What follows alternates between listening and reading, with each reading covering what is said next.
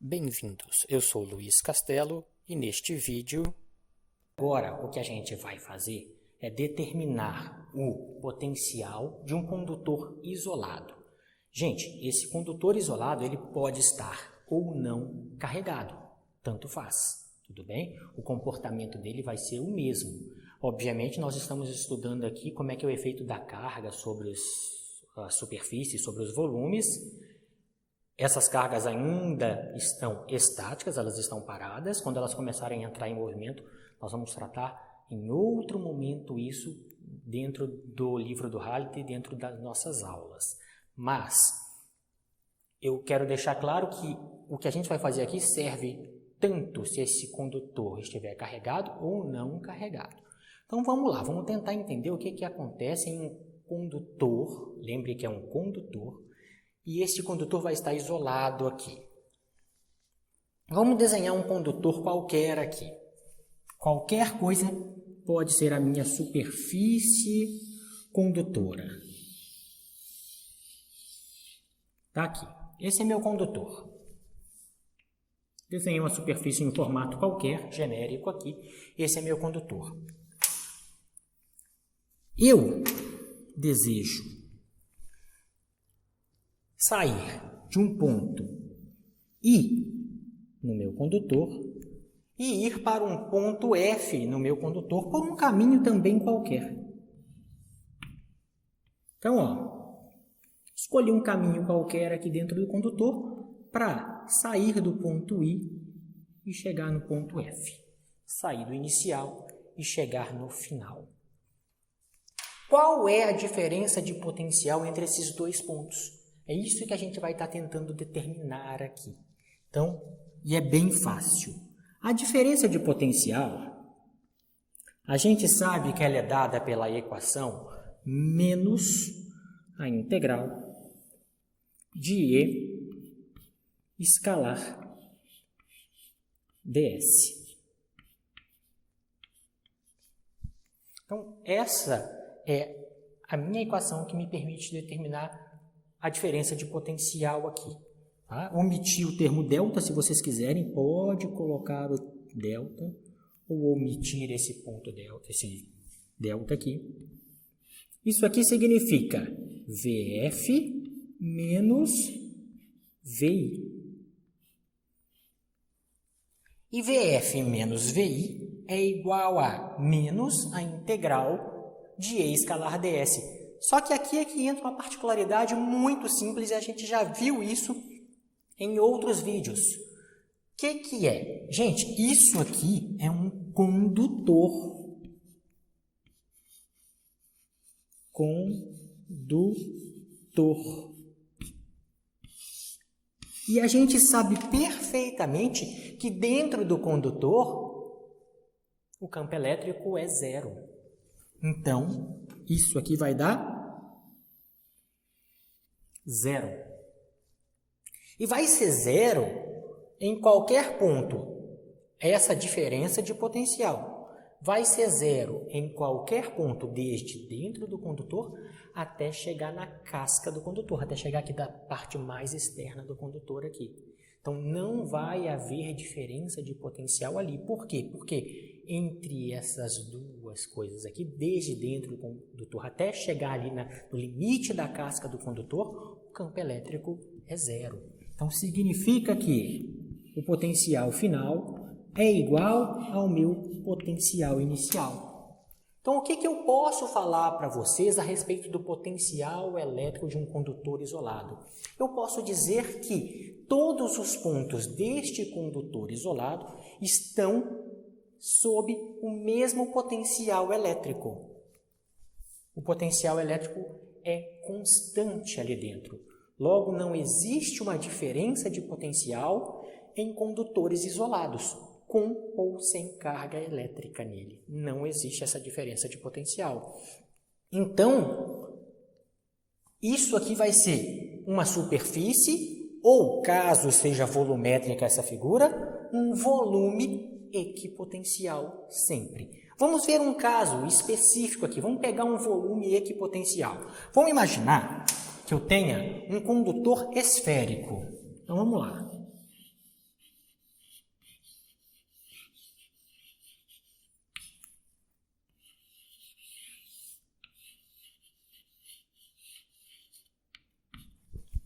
vai ser nosso caso particular para isso aqui. Vamos analisar o que acontece em um condutor esférico.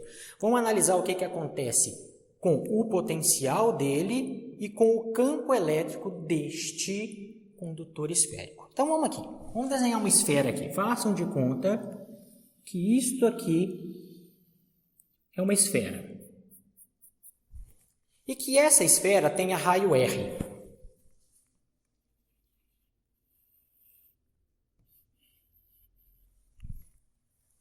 E esteja carregada. Eu vou supor que ela esteja carregada positivamente.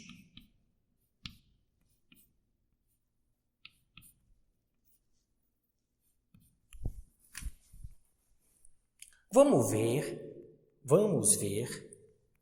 o que acontece com o potencial e o campo elétrico dessa esfera. Então, eu vou desenhar aqui um gráfico de potencial em função da distância. A distância daqui até onde eu quiser medir, que eu estou chamando essa distância de R. Tudo bem? E vou desenhar logo aqui embaixo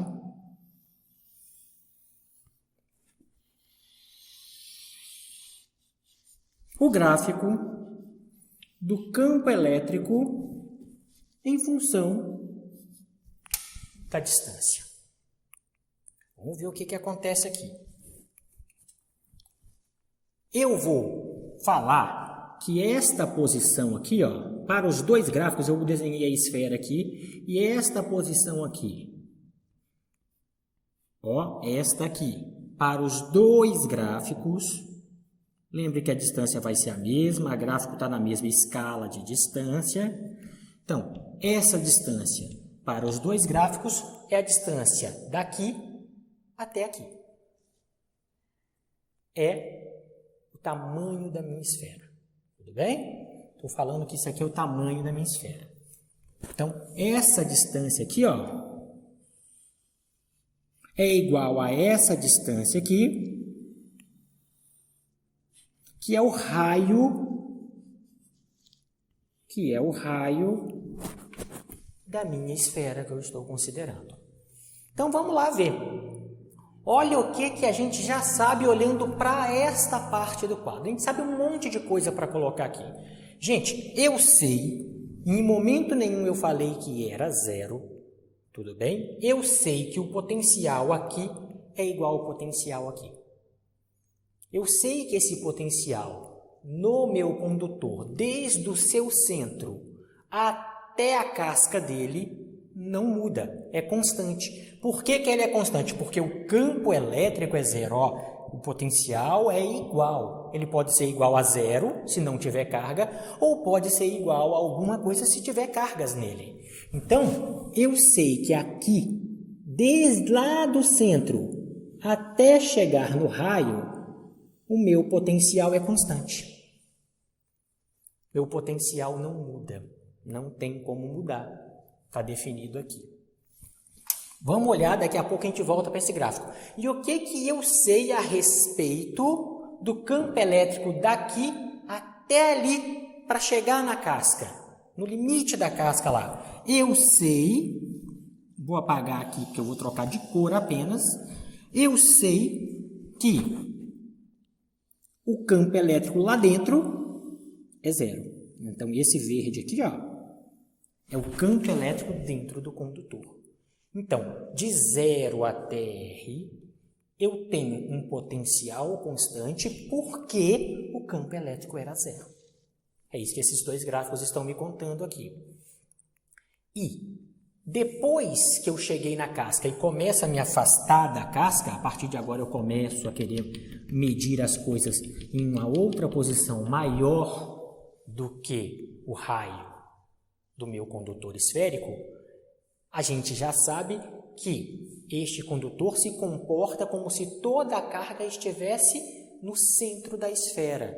Então, a equação que eu tenho para cá vai me dar um gráfico assim. Opa! vai me dar um gráfico assim, do tipo 1 sobre 4π epsilon 0 carga sobre R, ou seja, meu gráfico é do tipo 1 sobre R, e aqui ele vai me dar um gráfico assim, mais barrigudinho um pouquinho. Esse aqui é menos barrigudo, esse aqui forma uma barriga um pouco maior, talvez não fique clara no desenho, mas pela fala entendam isso. E este gráfico é do tipo 1 sobre 4π epsilon 0 Q sobre R ao quadrado. É esse quadrado que faz esse gráfico ter uma barriguinha maior aqui, tudo bem? Então, são ligeiramente diferentes esses dois gráficos, porque esse é do tipo 1 sobre R e esse é do tipo 1 sobre R ao quadrado. Então, vamos recapitular aqui. Um condutor isolado. No condutor isolado, desde o seu interior até chegar na casca, não tem campo elétrico. O campo elétrico é zero. Se o campo elétrico é zero, é porque o potencial vai ser constante lá. O potencial elétrico é constante. O inicial é igual ao final significa que é constante. Aqui, eu deveria ter desenhado a partir daqui, obviamente. E aqui tudo bem? E o campo elétrico é zero. Muito perto da casca, o campo elétrico é muito intenso. Muito longe da casca, ele vai diminuindo rapidamente. Está lá. Então, os dois gráficos para o que acontece em um condutor esférico estão aqui. Vamos ainda, aqui, só para efeito de escrita, vamos ver o que está acontecendo com o campo elétrico dentro e fora do condutor. Então, vamos ver, só escrever explicitamente aqui agora isso que eu falei para vocês. Ó, o potencial em função da distância vai ter duas situações a serem estudadas. Então, vamos colocar umas chaves aqui e ver as duas situações a serem estudadas. Uma situação é quando o R, este R aqui, tá, vai ser menor ou igual ao raio da minha esfera. Ou seja, eu estou desde aqui de dentro até chegar aqui. Vou estudar essa primeira situação, ó. R' vai ser menor ou igual ao R'. R' é a distância aqui dentro. Ela pode sair de 0 até aqui. Então, essa é a primeira situação que eu vou estar estudando. Como eu determino a equação para isso? Quando isto acontece, a gente fala que o potencial elétrico é igual a o potencial elétrico dado sobre a superfície dela. Então, eu vou trocar esse R'inho por R'. Tudo se comporta, é o que a gente está falando desde o começo, tudo se comporta como se a carga já tivesse toda só sobre a casca aqui, então não muda lá para dentro. Eu posso chamar R'inho de R', R' de R'inho, do jeito que eu quiser, porque o potencial vai ser constante. E a equação para calcular isso vai ser 1 sobre 4π epsilon 0, carga que estiver sobre o condutor, dividido por R'. Então, eu calculo o potencial na casca e ele vai ser igual da casca para dentro. É isso que eu estou falando ali. E agora, se o R' for maior que o R', o meu potencial elétrico depende do tamanho do R'. Quanto maior o R', menor vai ser o meu potencial elétrico. Então, esta situação aqui, a primeira é tudo igual da casca para dentro, e a segunda já está fora da casca, depende dessa distância R minúscula aqui. Então, o potencial é o potencial da distância realmente que eu estou medindo. Enquanto a anterior era o raio da minha esfera, quando eu estou fora dela não é mais o raio, depende da distância que eu estou medindo. Então, isso aqui vai ser igual a 1 sobre 4π ε0, carga da esfera sobre a distância que eu estou medindo. Então, dessa forma, a gente consegue calcular o potencial de uma esfera condutora. E por que isso tudo é importante? Porque se o potencial dentro de uma esfera, ou dentro de qualquer superfície, não precisa ser uma esfera, condutora isolada, é constante, eu posso, por exemplo, blindar fios elétricos. Ele não vai sofrer interferência de cargas elétricas externas. Quer ver um exemplo que não seja fio elétrico? Vamos pegar uma coisa mais concreta para vocês. Tá? Na verdade, eu devia ter falado cabos elétricos e não fios elétricos, tudo bem? Mas vamos pegar um exemplo mais concreto aqui para vocês. Uma tempestade com muitos raios. E você está preocupado com aquela quantidade de raios que está tendo naquela tempestade. Estou, por exemplo, num sítio, numa fazenda, fui passear, estou lá curtindo minha fazenda naquele dia, meu sítio naquele dia, e começa uma tempestade dessa. Qual que é o lugar mais seguro para você ficar durante a tempestade? Dentro de um condutor. Dentro do condutor, porque lá dentro a diferença de potencial, o que quer que aconteça ali do lado de fora, vai ser zero. Então, onde que é o lugar mais seguro para eu estar dentro dessa tempestade, enquanto estiver acontecendo essa tempestade? É dentro de um condutor. Por quê? Porque dentro do condutor não existe diferença de potencial. Logo, se acontecer uma tempestade, muitos raios, se você está num lugar descampado, mas pode estar dentro de um condutor, vá para dentro desse condutor. Que condutor que eu estou falando que é mais prático a gente estar? É um carro, por exemplo, a carcaça dele metálica, se o carro for de plástico não valeu de nada, tá? Mas se eu tenho uma carcaça metálica, a carcaça metálica é condutora e por isso dentro do carro eu estou seguro. Pode cair o raio que quiser no carro que eu continuarei seguro, porque dentro do condutor o potencial é constante. Eu não vou sofrer, meu corpo não vai sofrer com a diferença de potencial naquele momento.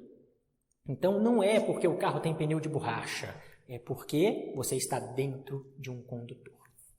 Tudo bem? Então, dessa forma, a gente falou um pouco sobre o potencial de um condutor isolado. Nós vamos ver aqui agora o que acontece com a distribuição de carga em um condutor. Bem, pessoal, apaguei o quadro aqui e como eu falei no finalzinho da outra passagem, nós vamos ver aqui como é a distribuição de cargas em um condutor. Então, por que é interessante eu estudar esse assunto aqui? Porque eu posso me proteger também, criar um sistema de proteção contra descargas elétricas se eu sei este assunto. É assim, por exemplo, que funcionam os para-raios. Os para-raios, eles são condutores e nesse condutor ele tem pontas.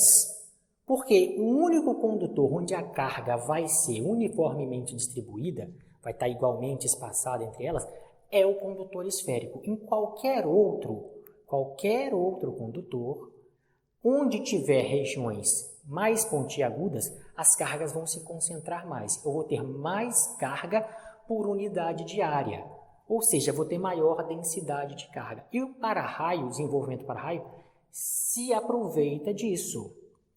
A gente sabe que na ponta tem uma grande quantidade de cargas, e eu, já esperando que vai ter uma diferença de potencial e pode produzir um raio, em vez de eu deixar esse raio cair em qualquer lugar, que pode ser sobre uma pessoa, sobre uma casa, queimar equipamentos, matar pessoas, ferir, o que a gente faz? A gente constrói um para-raio onde eu posso controlar onde vai ter maior densidade de carga. Então, eu aumento muito, mas muito mesmo a chance de, na ponta daquele para-raio, ter uma descarga elétrica. Essa descarga elétrica pode entrar no para-raio ou pode sair do para-raio.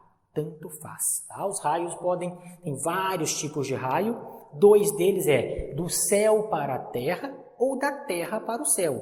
Então o para-raio vai aproveitar disso o quê? Dessa distribuição, da maior densidade de carga, chamada poder das pontas, e fazer essa descarga de forma controlada.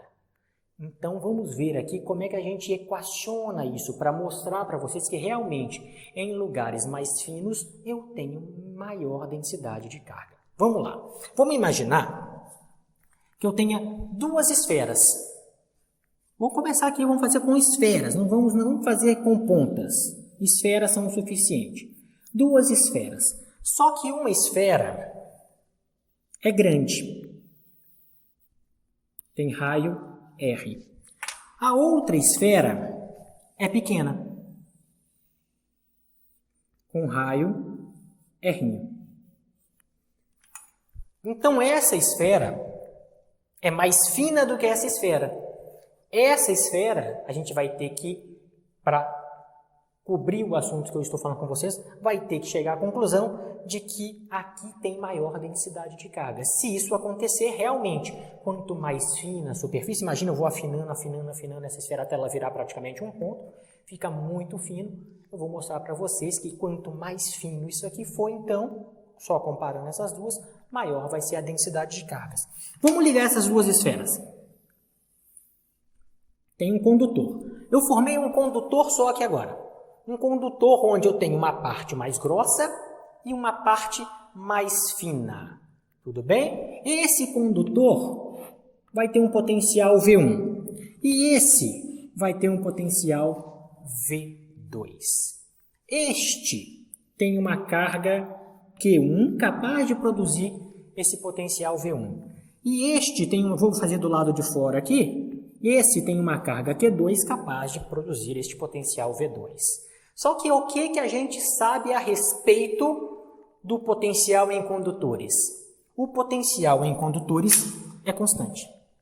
Então, o potencial, tanto na parte mais grossa quanto na parte mais fina, isso aqui só é um fio que liga os dois para poder separar um do outro aqui, tá? Para ficar mais fácil de enxergar. A gente sabe que, tanto na parte mais grossa quanto na parte mais fina, os potenciais vão ser o mesmo, porque a gente acabou de ver isso. A diferença de potencial no condutor é 0, então eu vou falar para vocês que se a diferença de potencial é 0, é porque o V1 é igual ao V2. Certeza absoluta. Então, o V1 é calculado assim, ó, a gente viu agora mesmo, 1 sobre 4 π epsilon 0, carga 1, sobre R1, 1 sobre R, que a gente chamou de R aqui. Isso aqui é igual a 1 sobre 4 π epsilon 0, carga 2 sobre R. Olha, corto o que é igual e, por enquanto, chego à conclusão de que Q1 sobre Q2 é igual a, passei o Q2 para cá e o R para lá, a R1 sobre R. Então, o que a gente sabe até aqui? Que a carga, a quantidade de carga que tem nesses dois condutores é proporcional ao raio. O Q1 está aqui, está no raio grande, o Q2 está no raio pequeno. Tá aqui. Isso aqui que a gente sabe até agora. O que a gente vai fazer aqui agora? Outra coisa que a gente sabe é que a densidade de cargas, que foi isso que eu falei para vocês que a gente ia ver, é igual a carga sobre a área. Vamos ver quem são as densidades de carga neste e neste condutor, nessas duas esferas. Então vamos lá. Vamos ver quem que é sigma 1. 1 é o grande que a gente está fazendo ali. Sigma 1 vai ser Q1 sobre a área deste condutor grande. A área de uma esfera, 4πr ao quadrado. R da grande chamei de R maiúsculo. Tá lá. Vamos ver quem é o sigma, a densidade superficial de cargas, na pequena. Sigma na pequena vai ser igual a Q2, carga na pequena, sobre 4π R pequeno ao quadrado. R pequeno ao quadrado. Tá lá. Gente, eu quero comparar esses dois. Comparar significa que a gente vai dividir termo a termo. E se eu dividir termo a termo, eu vou achar a seguinte coisa.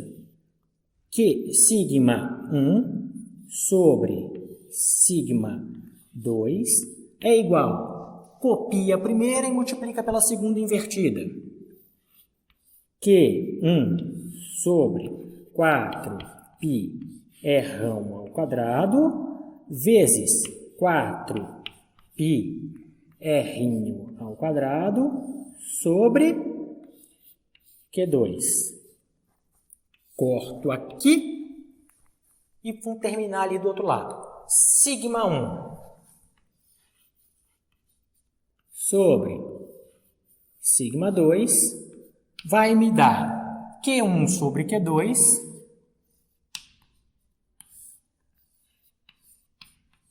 vezes R minúsculo ao quadrado sobre R maiúsculo ao quadrado. Mas a gente sabe quanto é Q1, isso aqui é um Q, juro por Deus, sobre Q2. Q1 sobre Q2 está aqui, R sobre R.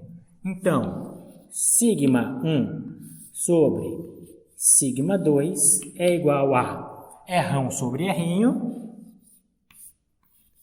vezes R ao quadrado, R ao quadrado, ó, cancela e